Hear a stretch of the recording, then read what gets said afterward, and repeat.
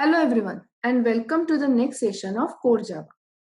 In continuation with exception handling, in this session we will discuss about how to develop Java applications which will be able to handle exception at runtime. So how to implement exception handling in Java application? There are certain keywords which are used for exception handling. Basic three words: try, catch, and finally.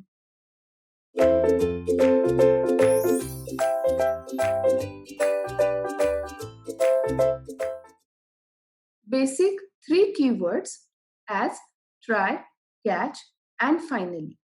So, while implementing your application, you need to make use of these keywords so that you are developing your application in such a way that it is able to handle exception at runtime. Let's now first understand what are these keywords one by one. So the very first keyword is try. Now, there might be certain statements, one or multiple statements, which may cause exception to be caused at runtime. So, there might be certain statements which may cause exception to be thrown at runtime. Such statements will be written, one or multiple statements will be written in try block. Once the exception is thrown in try block, the control will be given to its corresponding exception handler, which is catch block. And catch block will execute, and then there will be termination of the application. Let's now see this through application itself. So let's consider that there are three variables, A, B, and C, whose value I am accepting from the user at runtime. Currently, I will provide the values. However, I am considering that these values are being provided by the user. So, say for example, A is 10, B is 5, and C is equal to A divided by B. And I'm printing this particular output as C is. Yes. See, this is how we concatenate the value. So whenever I'm executing this particular code, you can see that right now I'm getting output as 2. If this is 2, the value of B is 2, still the application is executing and printing output as 5. Now if user provides value of B as 0. Now why value of B can be specified as 0 by the user is, first of all, this application demands for two numbers. Is 10 a number? Yes. Is 5 a number? Yes. Is 2 a number? Yes. Is 0 a number? Yes. So user might specify 0 over here. Now so far, whenever we have used division by 0, obviously even on calculator, this gives us the output as infinity. So mathematically this operation is supported. Let's now see if I implement this application or this particular operation, what happens here. So I get some very technical message on the screen. It says java.lang.arithmetic exception divide by 0 exception demo.main exception demo.java7. What is meaning of this? First of all, exception in thread main. So there is some exception which is thrown in main method. What type of exception? Java.lang.arithmetic exception. What is the message associated with that? Divide by 0. What is the exact location? Which statement has caused this exception to be thrown? So, exception demo.main. Where is this method available? exception demo.java class in main method at line number 7, this exception has occurred.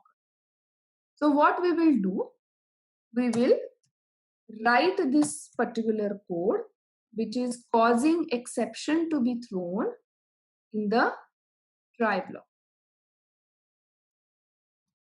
Try block must be accompanied by catch block. And here I can provide an here I can provide a custom message as value of b cannot be 0 because this divide by 0 operation is not supported by the system. So whenever I'm executing this particular code, now instead of having that very technical message, I'm getting some text message or some string or understandable message. This is what I would say. Now, if this value is not 0 and I'm executing this particular code, the program is executing fine, right? And if this value is 0, then only this catch block is being executed. Value of b cannot be 0. So if I will change this back to normal value, non-zero value, basically it is executing properly. Now let's see if I have an array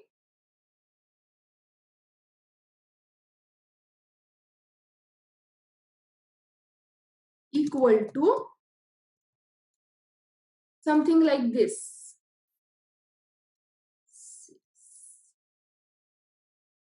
So these are some values which are available in this particular array. 6 values are there. And I'm trying to access the index I'm accepting from the user, and user has provided a value as 10 and this value is not available. So in this case, whenever I'm executing it, this part of program is executing as expected, and here array index out of bounds exception is being thrown. So what we can do is we can add one more exception block which will be able to handle this array index out of bounds exception. So say for example, I want to print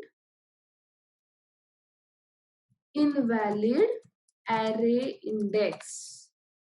So now instead of just printing very technical message, we are getting output as invalid array index, right? Now there is one more keyword. After try and catch, we can have a block named as finally block. Now what is finally block? Let's first understand what is the behavior of try and catch. The try block is going to have one or multiple statements which may cause exception to be thrown, right? What happens when an exception is thrown?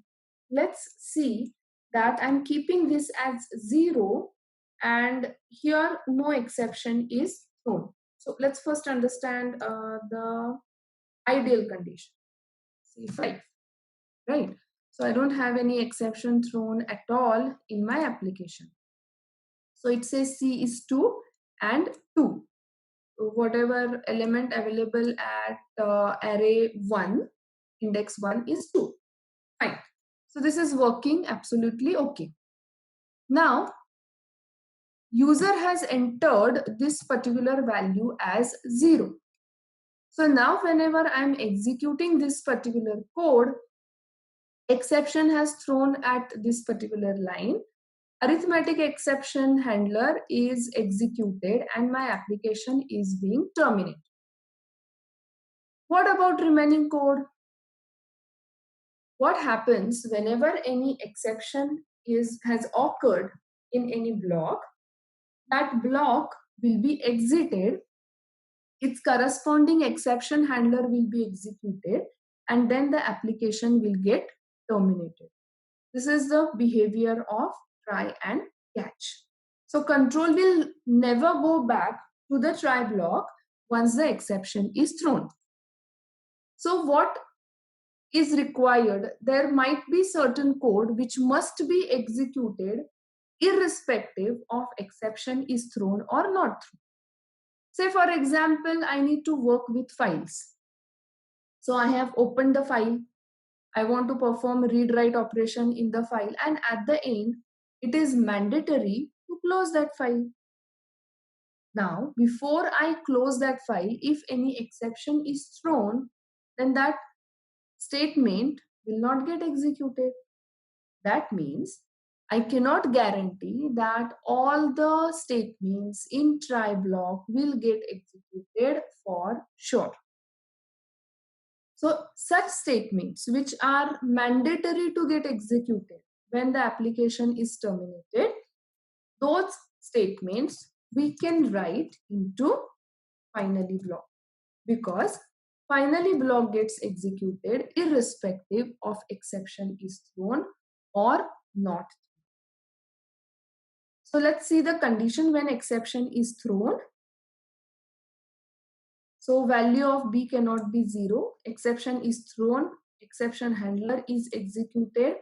Finally block is executed, and then the program is terminated. Let's understand the condition when exception is not thrown.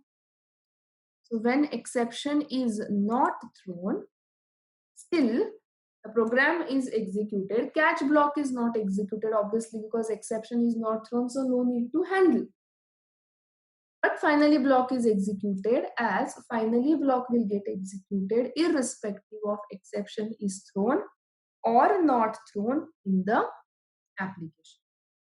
So this is how exception handling will be implemented in Java using try, catch, and finally keywords. Thank you.